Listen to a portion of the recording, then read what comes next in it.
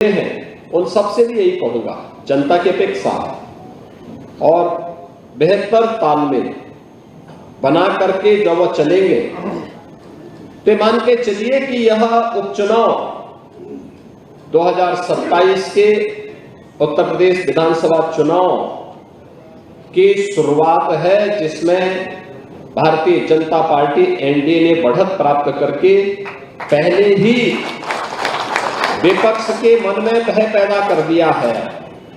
अब वो सफाई देते रहेंगे, उनको सफाई देते रहना है, आरोप प्रत्यारोप लगाते रहेंगे, हमें उसकी परवाह के बगैर आगे बढ़ना है, आगे की इस लड़ाई को मजबूती के साथ आगे बढ़ना है।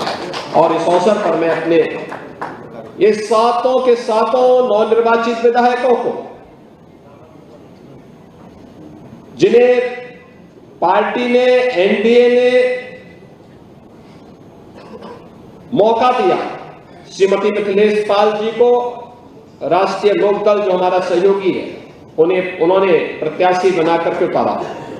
राष्ट्रीय लोकदल और भारतीय जनता पार्टी के कार्यकर्ताओं ने सामूहिक रूप से लग करके उन्हें विजयी बनाने में अपना योगदान दिया।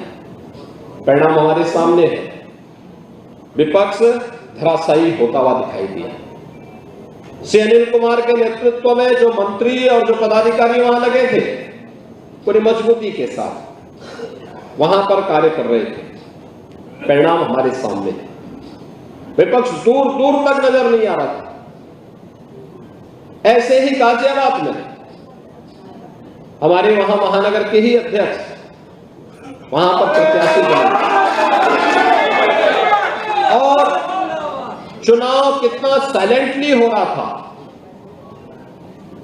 वह बताता था कि इसका यहां का परिणाम बताएगा कि हम विजयी होंगे, और परिणाम हमारे पक्ष में।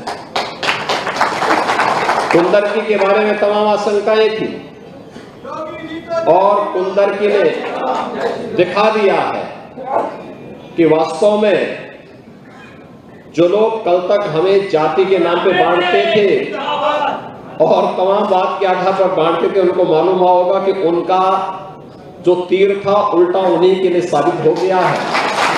और श्री रामवीर सिंह कुंदरकी में रिकॉर्ड वोटों से, आप सोचिए, एक ऐसी विधानसभा में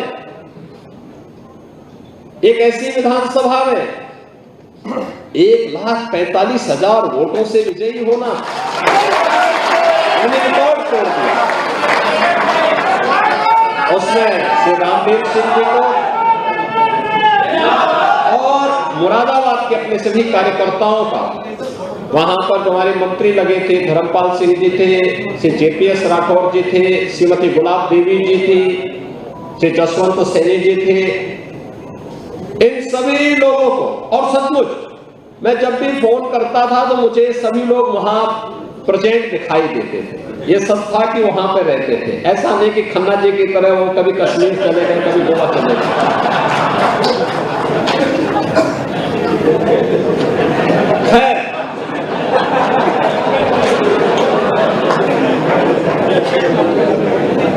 खैर में भी देखिए, खैर की सबसे बड़ी स्थिति ये थी, खैर में हमारे जो विधायक थे वह सांसद बने। खैर में पार्टी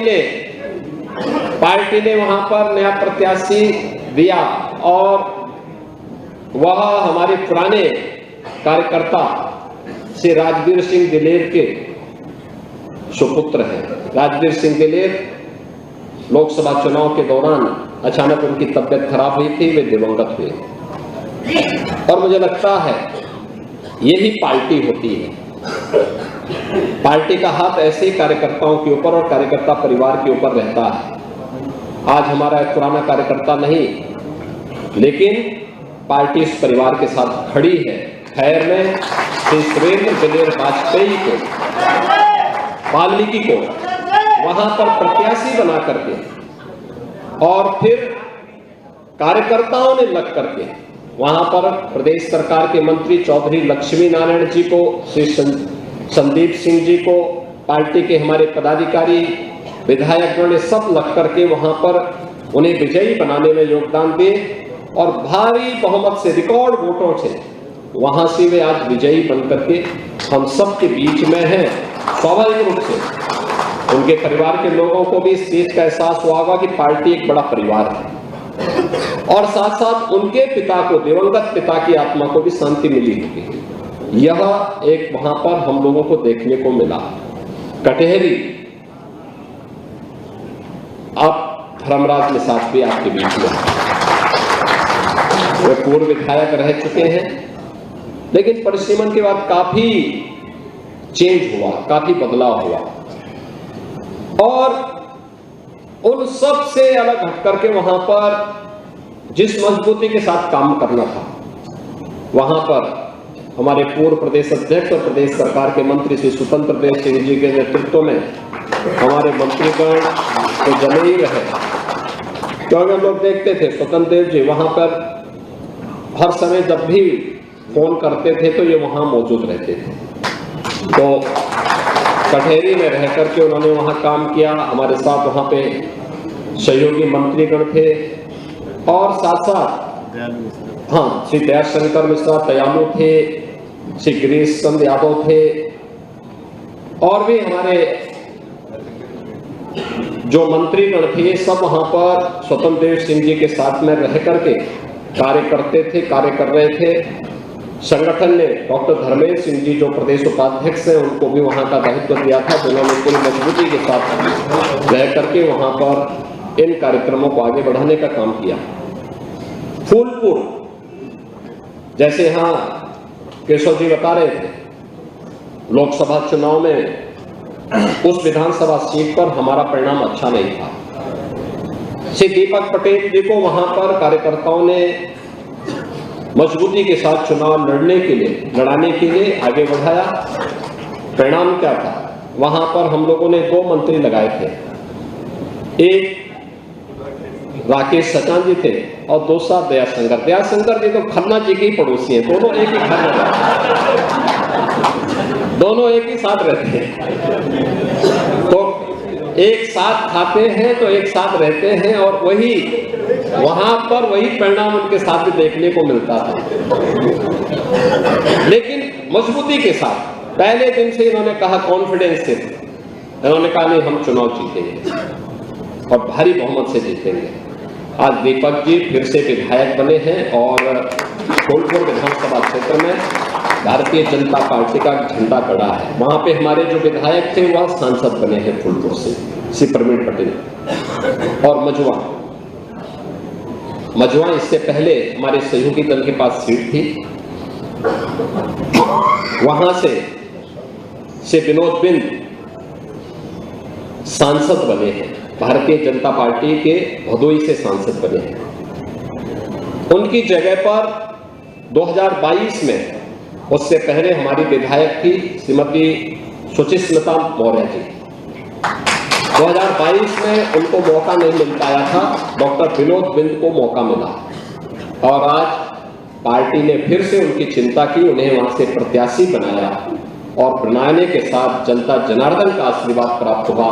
भारतीय जनता पार्टी, अपना दल, निषाद पार्टी, सभी ने मिलकर के वहां पर उन्हें विजयी बनाने के लिए अपना योगदान दिया।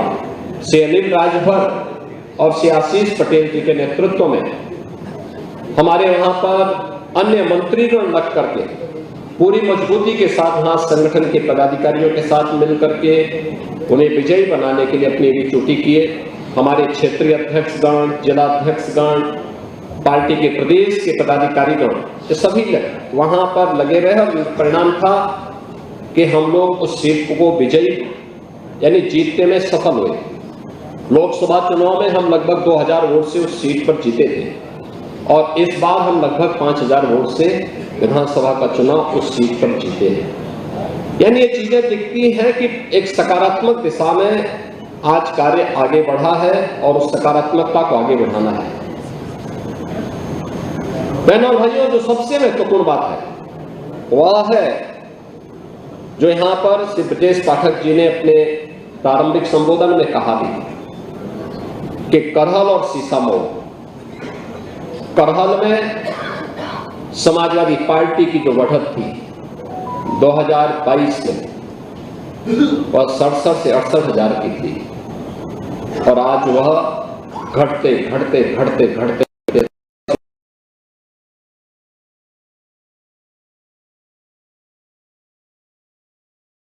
कि 2027 में भी वहां कमल खिलने वाला है। बहुत मजबूती के साथ हमारा प्रत्याशी वहां लड़ा था, बहुत मजबूती के साथ। और उस मजबूती में अगर हम लोग भी उसी मजबूती के साथ, एक कंफ्यूजन जरूर रहा, अरे यहां कुछ हो पाएगा, लेकिन सचमुच मानना पड़ेगा वहां के कार्यकर्ताओं को। आप अनुमान करिए 67 और 70 हजार से कम करते हुए आप यानी 1/5वां भाग तक ही उसको सीमित कर दें, ये चीजें दिखाती है कि आपके लिए अवसर है वहां पर। और सीसा मऊ के बारे में भी स्थिति थी, खन्ना जी के नेतृत्व में बहुत मजबूती के साथ काम था और सचमुच सीसा मऊ में अंतिम क्षण में कोई नहीं कहता था कि भारतीय जनता पार्टी अब यहां पे हारेगी। मात्र 7 से 8 हजार वोटों से, जहां पे ये संख्या हजारों में जाती थी, आज हम लोग उसको और सीमित करने में सफल हुए। और ये चीज रखना